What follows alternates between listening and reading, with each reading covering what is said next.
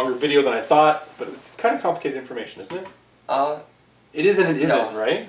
Yeah, some things I kind of know from other games, and everything is, it's learning it. Yeah. I mean, the actual, like, making attacks is very simple, right? You just roll the dice, compare the numbers, you hit if you equal it, and you do damage. Roll the dice, every point you exceed does damage, right? The real depth of the game is in the fact that all the models are different, right? But once you get playing for a bit, you'll realize that there's certain ranges the numbers fall in. Yeah. Like, defense 12 is a fairly standard Joe Grunt defense. And then these guys are like slightly better at 13. 14 is like high defense grunt type of thing. Oh, wow. And then it, like I said, it ranges. You can get some people that have defense 10. Some huge base guys are defense 7 because they're really super easy to hit or something. Not the bird. Bird's not that bad. So we covered movement. This is a big episode. We covered movement. We covered charging. We even talked a little bit about units, right? We covered charging. We covered how to make attacks, how to resolve damage. Okay. Any questions about all that stuff? I think I'm good. Yeah. Okay.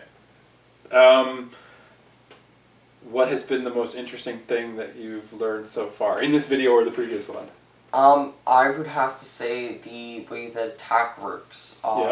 With like Matt and all that, because whenever I would hear you talking about it, I would kind of understand it. But I like the way that it goes with attacking. Yeah. And, like configuring your Matt and the what you roll instead of just what you roll. Which other games you just do what you roll. So. Right. Like, I mean, when we play Zombicide, it's like this hits on 3s or this hits on 4s, and there's no way to like. There's no modifier for that. Like, this guy's really good because he's Mat 7. These guys are Mat 6. She's defense 16, so she's super dodgy. So there's not a lot of additional information in terms of that, right? Yeah. And actually, that can be, like, a lot of stuff that the people talk about are very math-based. When they're talking about competitive warmachine.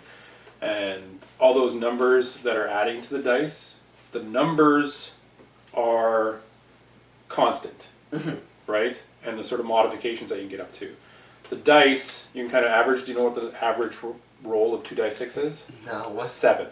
Okay. That's average, and it's like a bell curve, right? So 7's at the top of the bell, and then it falls off. So you get less than 7, higher than 7, right?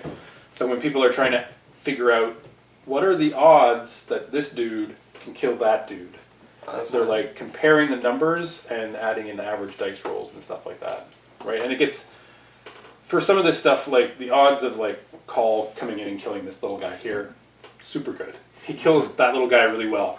But when you're talking about a big guy like this, who's like defense 10, armor 19 with 34 boxes, you're like, you have to start doing math to figure out how many attacks do I need to put on that to potentially kill it, right? So that's where the math comes in and stuff. It's kind of interesting.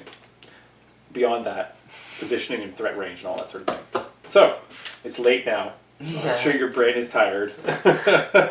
We'll take a break. Hopefully that video was helpful for you. We're making our journey.